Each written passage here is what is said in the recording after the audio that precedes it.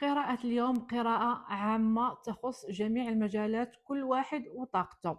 القراءة تقول: البعض منكم تعرض لتغيير كبير ومفاجئ، تغيير غير متوقع في حياته.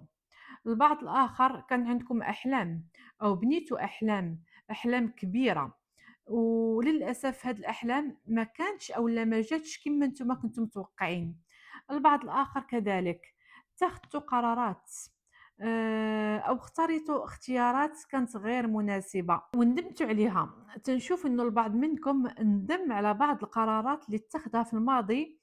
هاد القرارات ما كانش مفكر فيها مزيان أولا اتخذها في ظروف يعني ما كانتش واضحة.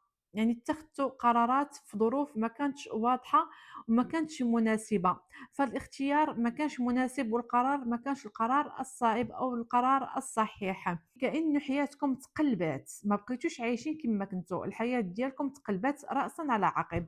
طاقة البعض منكم أولا البعض منكم كنحسوا بحال دخل في نوع من العزلة والتفكير الزائد والانغلاق على الذات. البعض الآخر يعني كاين واحد النوع من الندم على القرارات الغلط اللي اتخذتوها في الماضي.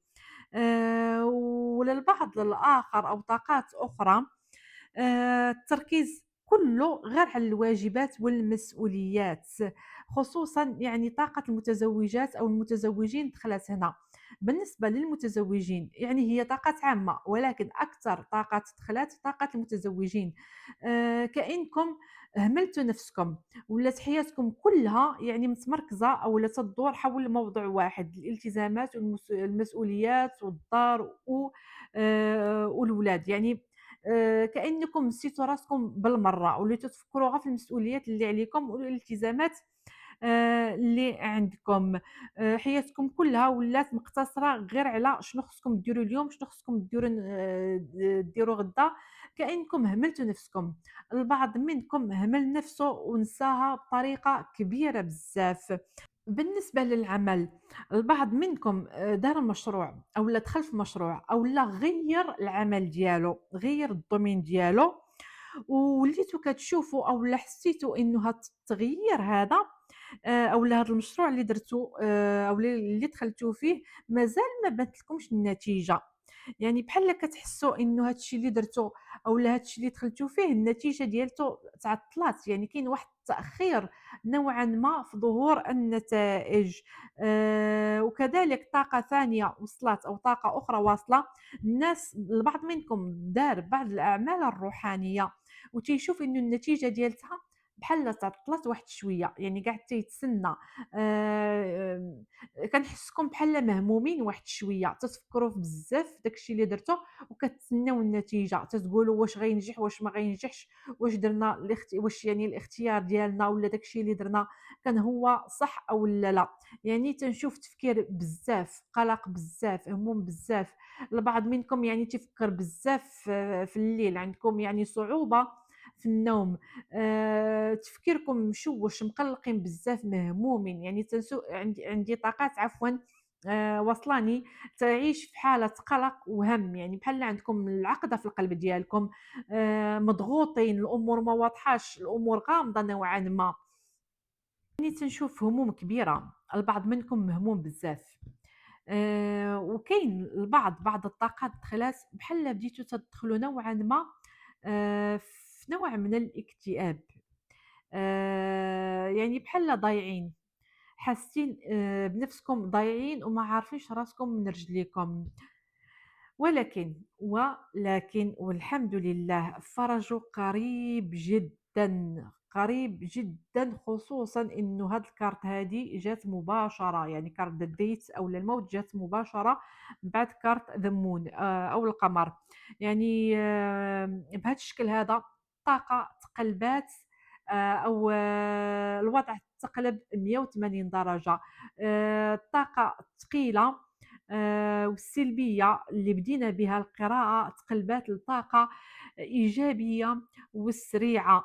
فالمرحلة ديال القلق، المرحلة ديال الملل والضبابية والخوف اللي كنتم عايشين فيه وحاسين به سالت أولا غتسالي قريبًا جدًا.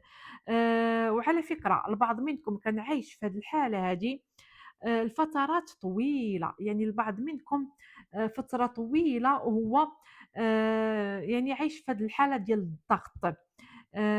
وهاد المرحلة اللي كنتم فيها أولا هاد المرحلة ديال هاد الحبسة هادي طوّلات مع البعض منكم، وعاشت معاكم لفترات طويلة، يعني كنت تنشوفكم البعض منكم كإنه كان عايش في نفس الروتين، في نفس الملل، اللي يديروا اليوم يديروه غدا، واللي يديروه غدا يديروه بعده، يعني واللي ينعس فيه يصبح فيه، واللي يصبح فيه يبات فيه، يعني يعني هاد المرحلة طوّلات بزاف مع البعض منكم، ولكن الحمد لله كل شيء بإذن الله غادي يسالي وغادي يزول. تنشوف تطهير من الطاقة القديمة، غطوي صفحة الماضي، الماضي اللي كان شي شوية طاقته السلبية غادي تطويو هاد الصفحة نهائيًا، وغتبداو صفحة جديدة. هاد المرحلة أولا هاد الفترة الثقيلة غتموت بصفة نهائية.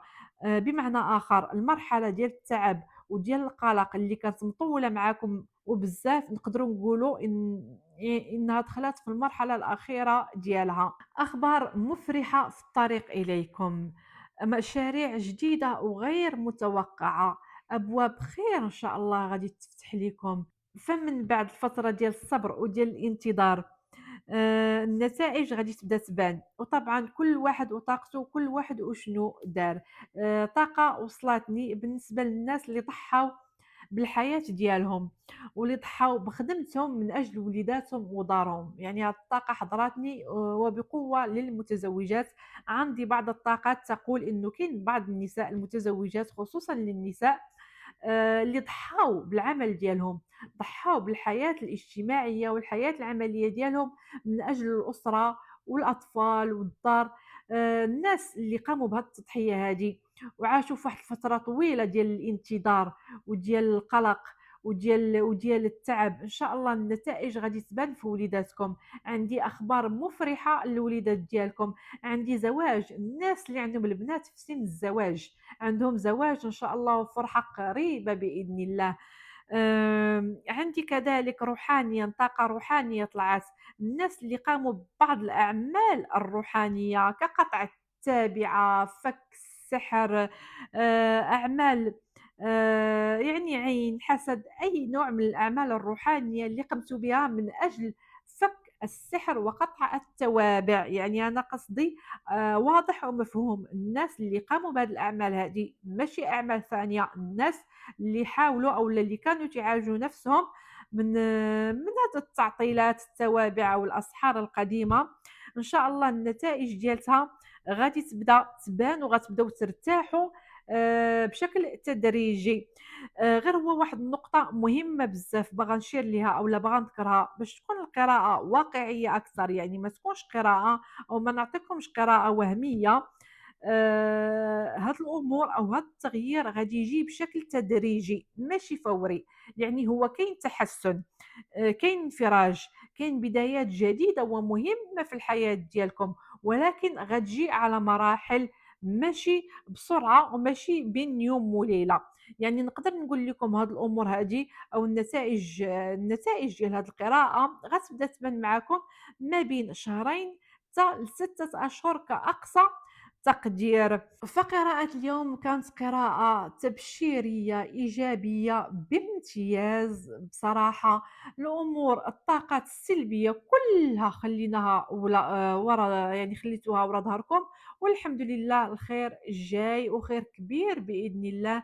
انفراجات كثيرة وقريبة ونفس ما قلت لكم سوف تكون على مراحل وبشكل تدريجي. قراءة كانت مختصرة وليست قراءة مدققة وعميقة. فوق كل ذي علم عليم، ابصموا على طاقتكم واستقبلوا الطاقة. اكتبوا لي في التعاليق أنواع القراءات اللي تحبوا نديرها لكم وإن شاء الله نديرها. شكرا لكم.